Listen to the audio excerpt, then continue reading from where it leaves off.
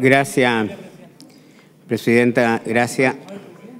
Efectivamente, yo creo que yo le pido también a la gente que hoy día concurre aquí al Senado es que nos respetemos y escuchemos y dialoguemos y evitemos actos pasionales que muchas veces uno los entiende. Pero es bueno escucharse y respetarse, y creo que en ese sentido el Senado tiene que imponer su reglamento, y yo estoy convencido que quienes concurren hoy día van a entender esto y para poder seguir desarrollando esta sesión.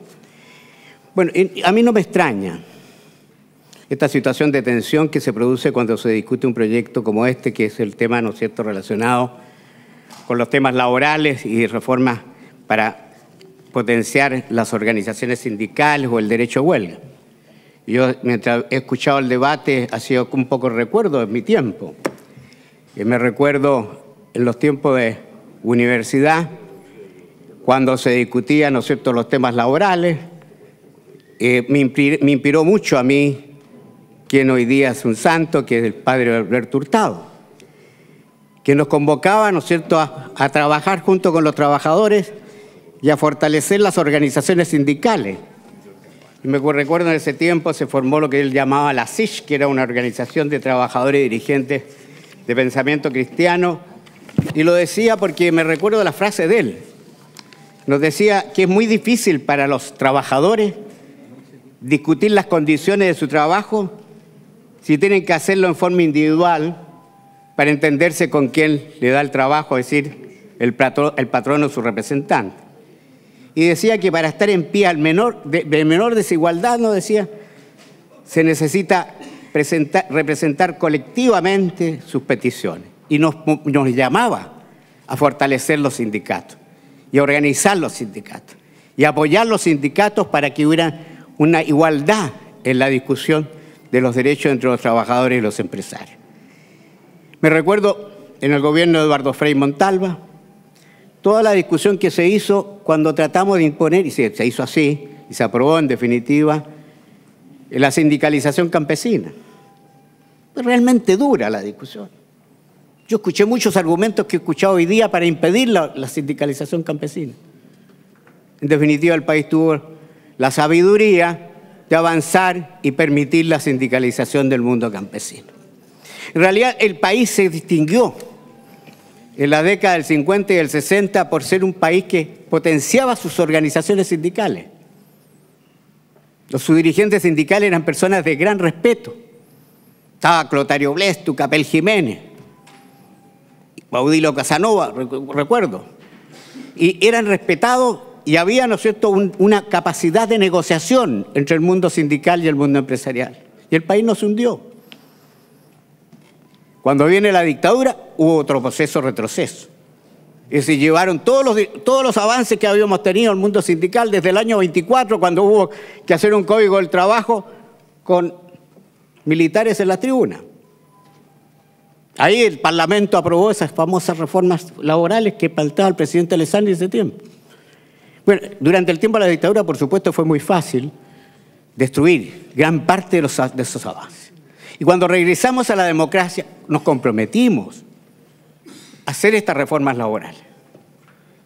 Muchos nos dicen, ¿pero por qué no las hicieron? Porque no nos olvidemos. Si un tiempo muy largo no tuvimos mayoría en el Parlamento.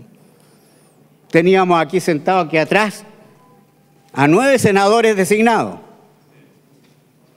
que no nos daban mayoría porque obedecían no, ni siquiera un partido político, obedecían a otra persona que los mandaba. Y en esto estamos en deuda y tenemos que avanzar y no tener temor. A mí me extraña, y se lo digo con todo cariño, sin no tener que ofenderlo, creo que cometen un gran error de votar en contra en general de este proyecto. Porque ustedes perfectamente hacen una contradicción con lo que se dice. Si queremos hablar y plantear ideas, intercambiar ideas dentro de un régimen democrático, un parlamento que tiene mayoría y minoría, es abrir espacio para escucharse. Y en materia de reforma tributaria, que he escuchado varias veces aquí este tema, que hicimos una mala reforma tributaria, no nos olvidemos que la hicimos en conjunto.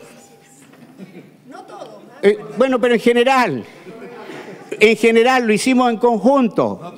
E incluso, más aún, confesémoslo, la propuesta de ustedes fue la que aceptó el ministro de Hacienda en ese momento, del doble sistema.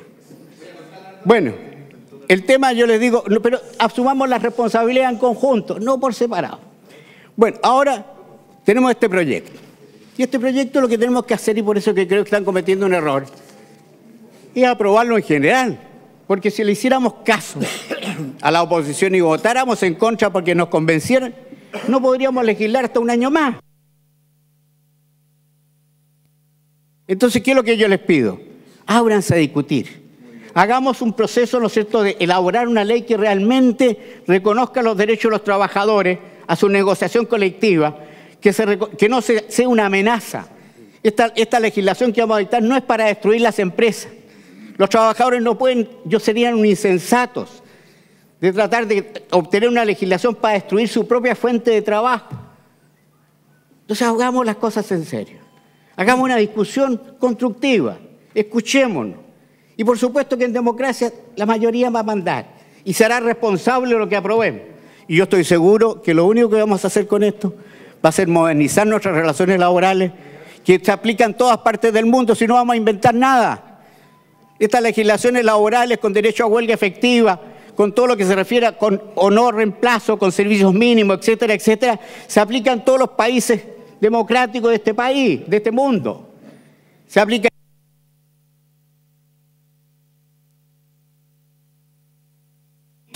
a que realmente discutamos un proyecto para pagar una deuda que tenemos con el mundo laboral.